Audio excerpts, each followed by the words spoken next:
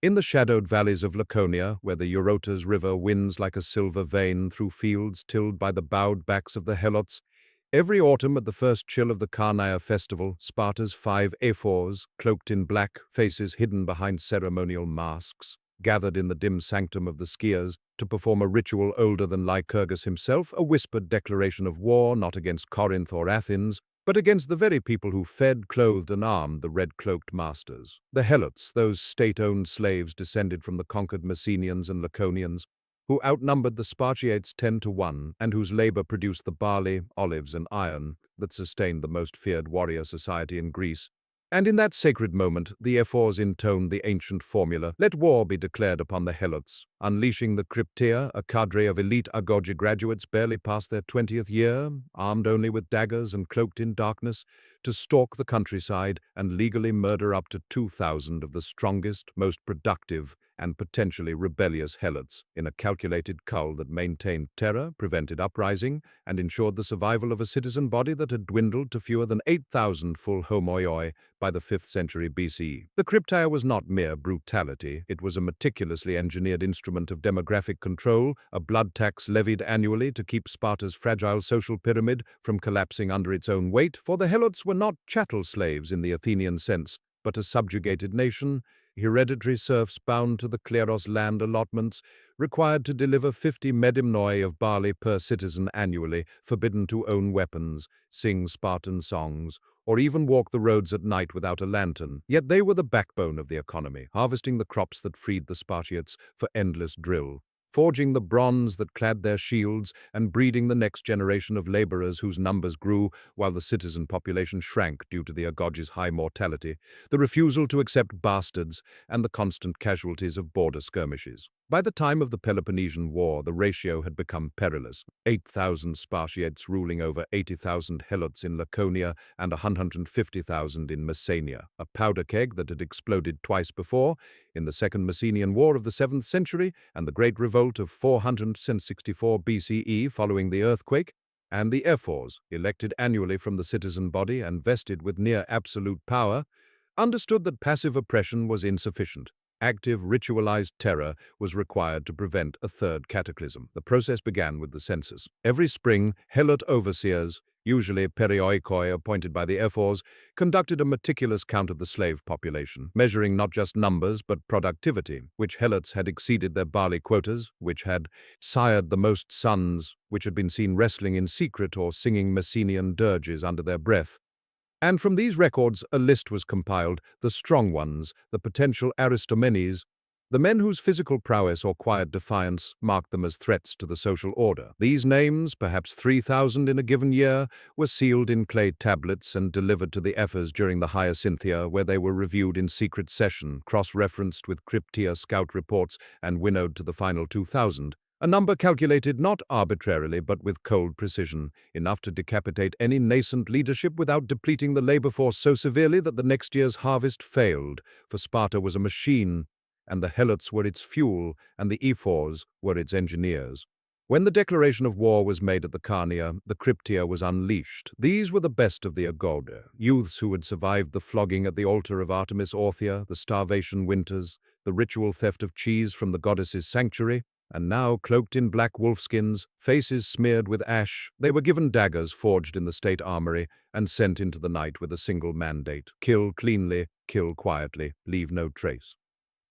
They operated in cells of 3 or 4, moving under cover of darkness along the Helot paths, guided by perioikoi informants who knew every village, every granary, every secret gathering place.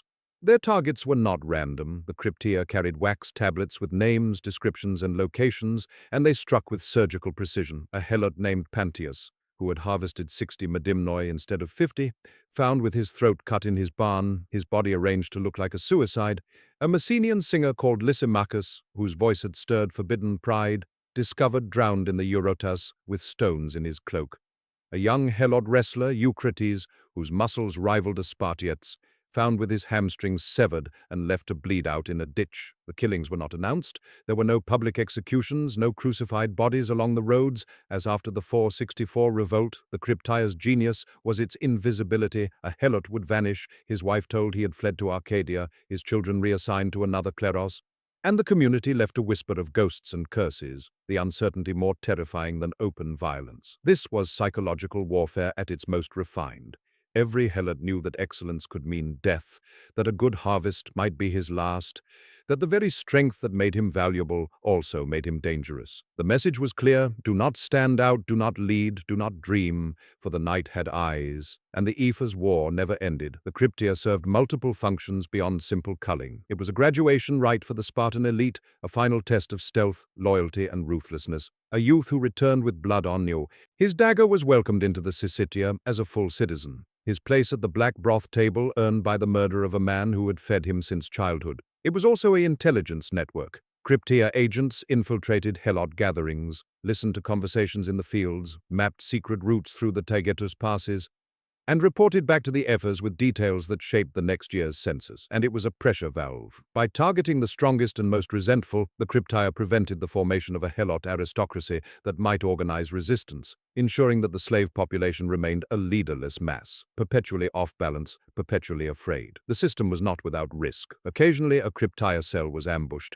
3 youths found with their throats cut in 457 BCE, their bodies arranged in mockery of Spartan discipline. Or a targeted Helot fought back, as when a Messenian blacksmith named Damon killed 2 attackers with his hammer before being overwhelmed.